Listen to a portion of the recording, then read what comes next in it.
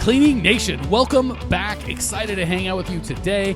As always, I want to start the show by thanking you for sharing with your friends and family, and also letting you know where all the good stuff is in terms of resources. If you are a big fat fan of the Grow My Cleaning Company podcast or YouTube channel and getting all sorts of value on growing your cleaning company, if you go to growmycleaningcompany.com, www.growmycleaningcompany.com, I just put up a brand new free on-demand training for you, 5 shifts that you must make to explode your cleaning business and take it to the next level. growmycleaningcompany.com. Check it out. You will absolutely love it. Today, we are chatting with Stephanie Buxton from Swept Away Cleaners. This young lady started in the cleaning business a fleet 20 years ago in the Florida area. She used to be doing everybody and anything, but just recently started focusing and niching on residential, and finally quit her job and went full time. Stephanie, welcome to the show.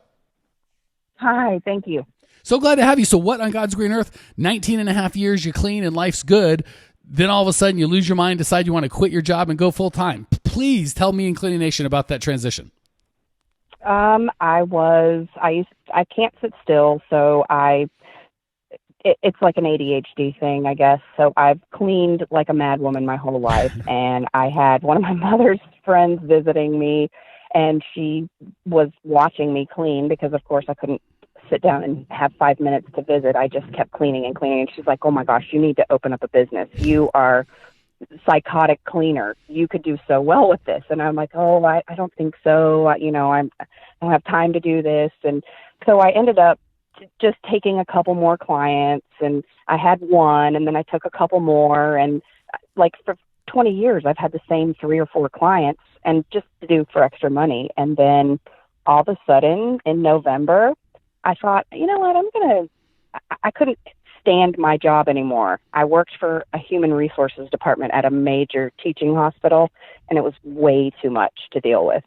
So burnout, quit my job, I bought 2 new vacuum cleaners, $600 a piece, went to town, bought all kinds of stuff and all the equipment, and hired 3 people, and here I am.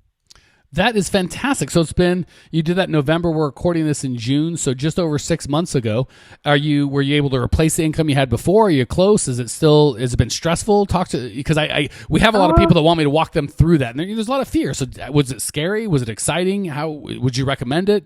Talk to us about your transformation. I wouldn't. You can't have thin skin if you do something like that. It was just like jumping off of a bridge. It was really scary. My husband has a job, a full-time job, a really good one, and it carried us for probably 3 months.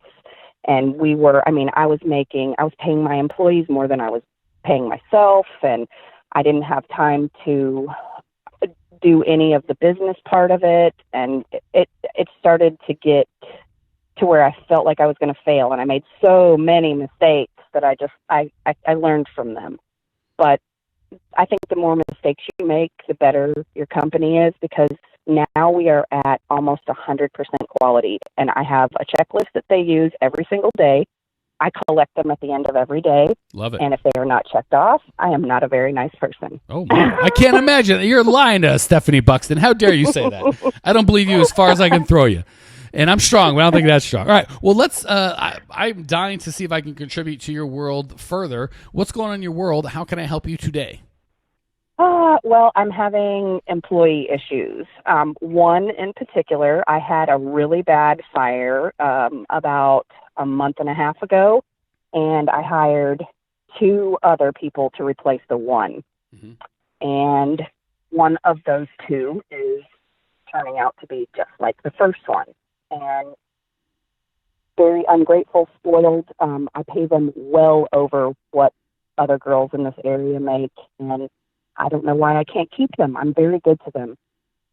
Okay, so, gosh, first of all, not uncommon, right? When you said, I've got employee problems, I'm like, yeah, you already said that. You mentioned you were in the cleaning business, so we know you have employee problems. That's just how it works. Like, you don't have to repeat yourself. Quality. It's a quality problem, too. It's when I'm there, it's wonderful and perfect, and when I'm not there, the cleaning is done in half the time, and then I have clients calling me, and I'm putting out fires all day. Okay, so there's 2 issues I've got, and let's talk about them both. First and foremost, I heard an attitude problem in ungrateful and bad attitude, and second, I heard quality problem, correct? Yes. Okay, and they're both solved the same way. having listened to the show, and I don't know how familiar you are with the Clean Profit Method, but do you have core values? Have you identified your personal core values yet and solidified them in the business? Great. Share. What do you got? I have, I have it written down because it's a little long, but basically it is, be honest, be present, meaning not be at work, but be aware of what you're doing and check yourself. Be wonderful to your clients and have a great time doing it and make a bunch of money. Typing these that's not exactly the way what it is. I have it written down and it's a little slogan, but in short, that's what it is. All right. So be honest. I love. Be present. I might change to be aware. A lot of times people say their core value and then they say what they really mean. And what they really mean is clearer and better than what their core value was. So you said, right. Be present, like be aware. Gosh, I don't know about you, but be present can mean a lot of stuff, kind of makes me think of like Eastern philosophy kind of, which is nothing wrong with that if that's what you're going for. But be aware to me is a little more, be in the moment. I might consider being a little more, there's potential for some clarity on there. Check yourself, be wonderful, have a great time, make a bunch of money. Great. So it sounds like if someone's complaining and ungrateful, those are kind of the opposite of these words that you just shared with me. Is that fair? Oh, yes. Okay. So first and foremost, we want to hire not based on money or schedule or they want to clean or any of that nonsense. You want to hire based on this is a community that we are building that's all about being honest, being present, being wonderful, having a great time and making a ton of money. Is that who you are and is that what you're trying to be a part of? And are you willing to be a good member of that community? And if the answer is yes, we bring them in. I would go to her and go, hey, you're here because of the core values, or you should be here because, and if you haven't had this conversation, apologize. Hey, it's my fault. I should have told you what we're building here, what's important to everyone on this team. And it's be honest, be present, be wonderful, have a great time, make a bunch of money. That said, how does this make you feel? They get you excited? They get you upset? Do you care? And if she's like, don't care, not for me, whatever, you got to part ways, right? You're not a good fit, period. You don't have to fire her in anger. Just say, hey, well, why don't we get you to a place where you can actually fit in and enjoy yourself? And if she goes, oh my gosh, I believe 1,000% in those. That's exactly why I'm here. Great. Let's talk about that. I feel, and I'm being honest with you, right? I want to have a conversation. I feel like sometimes you're cranky and angry with us and you're not, and that's not wonderful. And it doesn't make me have a good time when you talk crap or have a bad attitude.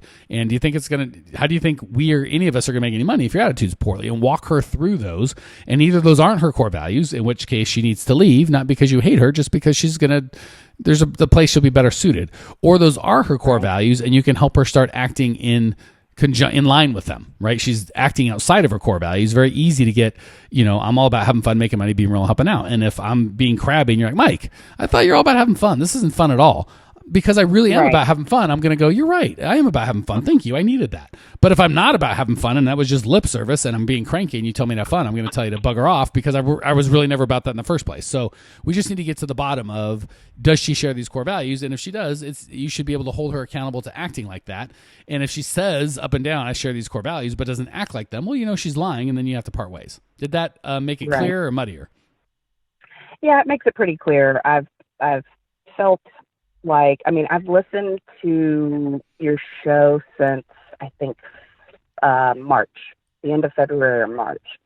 And I've been trying to do everything that you've said. And I think it was the warm body syndrome. Yep. She was the first one after I fired, and I had a really I've never had any kind of interaction with an employee like this before. This woman that I hired before was a complete psychotic weirdo, and it didn't come out for 3 months. And when it finally did, then I just had to get rid of her. And the first person that said they would take me on. The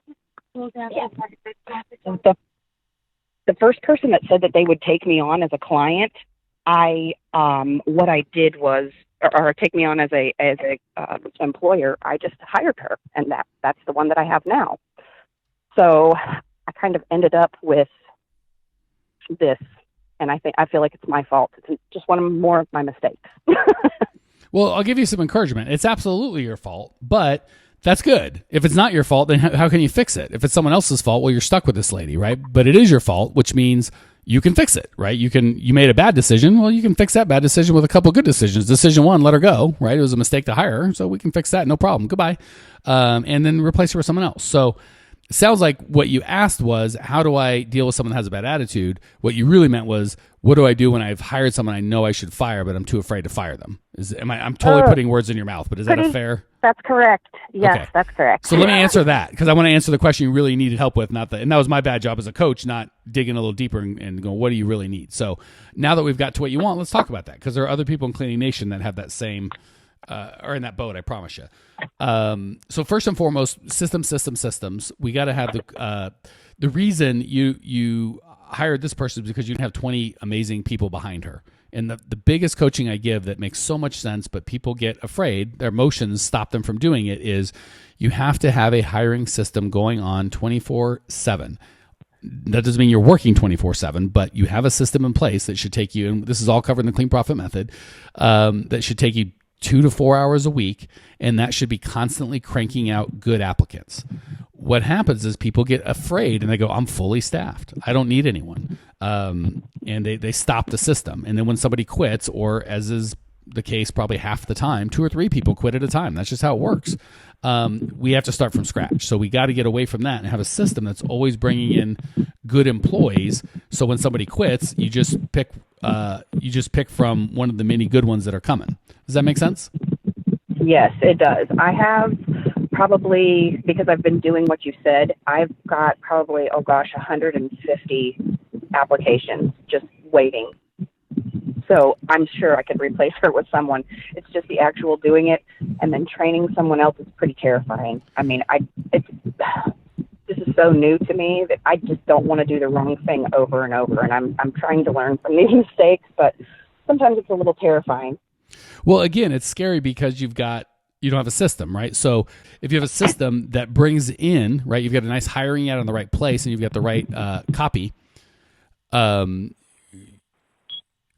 you can, when you've got that going on, you can, that'll bring in the right people to you. And when you've got a system to convert, to go through those like an automated way where you've got group interviews as opposed to one-on-one interviews, and you've got a system to train them, zero to trainer in 30 days. And actually that means if you go 0 to trainer in 30 days, that means you now have trainers, so you don't have to do it anymore. So really you're just like, hey, I have to reinvent the wheel and it's scary.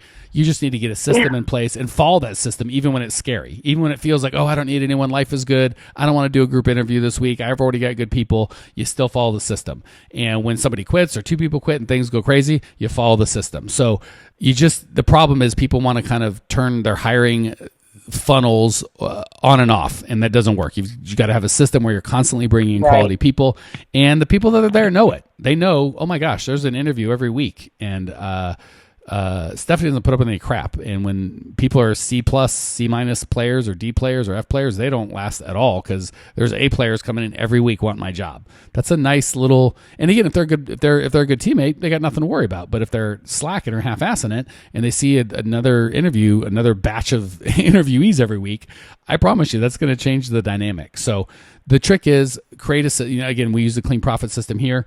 Have a system that brings in the right people every week, whether you quote unquote need them or not, and do that all the time. And it's so easy to identify B and C, or I shouldn't say B, but D, C and D and F players when you've got A and B players coming in the door trying to get in all the time. Any questions or thoughts or feedback on that before we hit the lightning round? No, you're awesome. You cover everything. You answer every question. I'm going to put you on the phone with my wife. I need to talk to her.